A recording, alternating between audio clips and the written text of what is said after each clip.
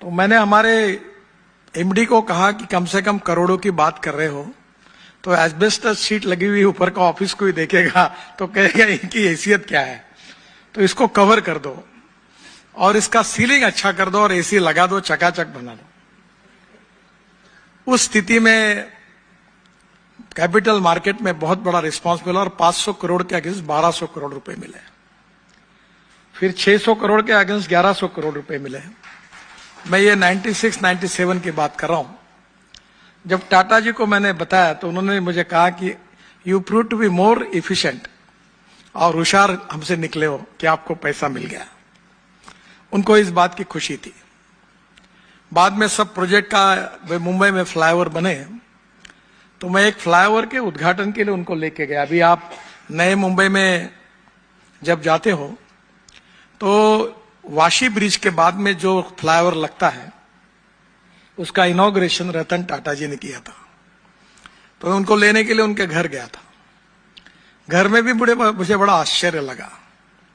वो अकेले थे, कुत्ते बहुत थे घर में, काम करने वाले सेवक 2-3 थे। इतने बड़े व्यक्ति के घर में जाने के बाद जो कल्पना करके मैं गया था वो घर बहुत ही सिंपल था। वो खुद हेलीकॉप्टर कुलाबा में हेलीपैड था, वो और मैं बैठे और हेलीकॉप्टर उन्होंने चलाया और हम वो ब्रिज के उद्घाटन के लिए वहां पहुंचे। कारपोरेट लीडर करके, बिजनेस आइकॉन करके वो तो बड़े थे ही, और देश में बिजनेस आइकॉन की कोई कमी नहीं है, बहुत लोग हैं। पर उनकी सबसे बड़ी विशेषता ये थी कि वो बहुत बड़े अच्छे ह्यूमन बीइंग थे। समाज के प्रति संवेदनशीलता, सोशल कॉन्शियसनेस, सोशल रिस्पॉन्सिबिलिटी, इसका सबसे अच्छा उदाहरण अगर कोई होगा तो रतन टाटा थे। वो बहुत संवेदनशील थे और संवेदनशीलता के कारण आज टाटा सन्स एक प्रिंसिपल ऑफ ट्रस्टीशिप पर चलता है। जो समाज से हमने कमाया उस समाज को देना चाहिए। विशेष रूप से समाज में जो शोषित है, पीड़ित है, दलित है, सोशली, इकोनॉमिकली, एजुकेशनली बैकवर्ड है, उनके लिए उन्होंने काफी बड़े पैसे दान किए। इसका सबसे अच्छा उदाहरण कैंसर, टाटा कैंसर हॉस्पिटल है। उस समय कैंसर के लिए हॉस्पिटल नहीं थे। मैं जब पोर्ट का मिनिस्टर था तो मैंने 2 बिल्डिंगें निकालकर छोटे बच्चों के लिए रहने के लिए, टाटा कैंसर हॉस्पिटल में जो लोग आते हैं, देश भर से आते हैं, उन छोटे छोटे बच्चों को कैंसर हुआ उनको रखने के लिए तैयार की थी।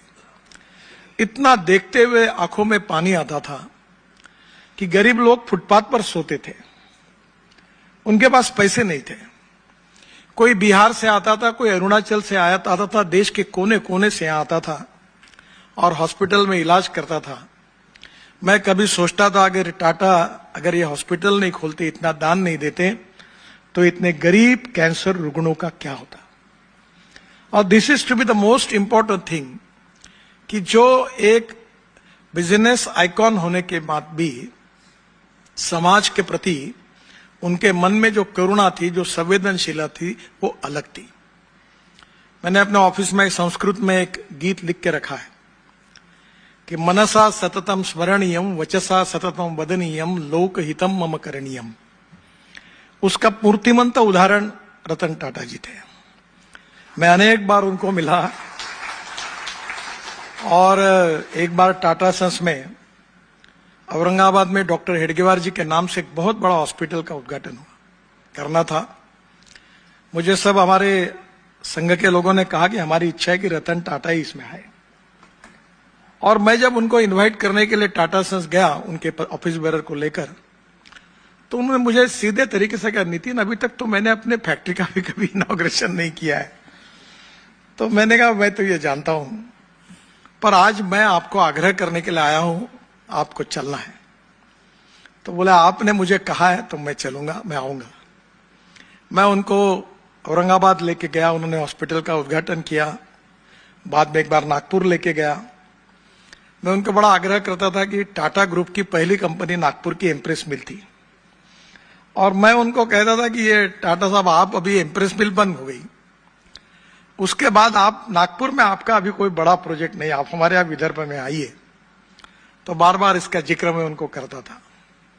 एक बहुत ही संवेदनशील, देशभक्त और ट्रस्टीशिप का प्रिंसिपल बोलने में नहीं तो व्यवहार में आचरण करने वाले वो व्यक्ति थे। उनकी शालीन था, नम्रता, सहजता, सरल था, ये उनके ऑर्नामेंट्स थे। मेरा पैर टूट गया था, एक्सीडेंट हुआ, मैं अक्सर इस बात को याद रखता हूं। मैं उस समय मलबार हिल रहता था, रॉकी हिल में। तो मुझे मिलने के लिए आए, आधे में रास्ता भूल गए। मैं अकेला था जो फ्लैट में रहता था, बाकी 19 हाईकोर्ट जजेस रहते थे और वही मैं अकेला वहां रहता था। तो वो रास्ता भूल गए, तो मुझे फोन आया, बोले नितिन मुझे आपका घर नहीं मिल रहा। मैंने बोला आपके ड्राइवर को फोन दो। बोले आई डोंट हैव ड्राइवर, मैं खुद चला रहा हूं। फिर गाड़ी रोकी, फिर मैंने उनको एड्रेस बताया, फिर मेरे घर पर आए। इतना बड़ा व्यक्ति होने के बाद उनकी नम्रता, शालीनता, सहजता, ये उनके बिजनेस एम्पायरशिप से भी ज्यादा बड़ी थी। मैं तो ये मानता हूं कि मैं उनसे बहुत कुछ सीखा हूं। वो मेरे बड़े भाई जैसे थे, ज्येष्ठ थे। और मैं दिल्ली में जाने के बाद अक्सर इस बात को याद करता हूं कि जिन लोगों को मैं बहुत बड़ा समझता था, उनके नजदीक जाने के बाद, अनुभव के बाद मुझे पता चला कि वो जितने बड़े मैं समझ रहा था उतने बड़े नहीं है, वो बहुत छोटे हैं। और जिनको दूर से मैं छोटा समझता था, उनके नजदीक जाने के बाद पता चला कि वो बहुत बड़े हैं। टाटा जी के बारे में ये था, रतन टाटा जी के बारे में, कि वो बड़े भी थे और व्यक्ति के रूप में, ह्यूमन बीइंग के रूप में भी बहुत बड़े थे।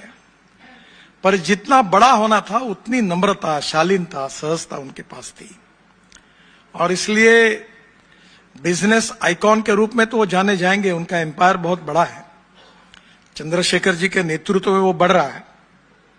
पर ये बहुत ऐसे ग्रुप है, आएंगे जाएंगे, पर उनका स्वभाव, उनका व्यक्तित्व, उनका कर्तृत्व, उनका बहुत ही सिंपल रहन सहन, चाल चलन, व्यवहार और चरित्र, ये बहुत ही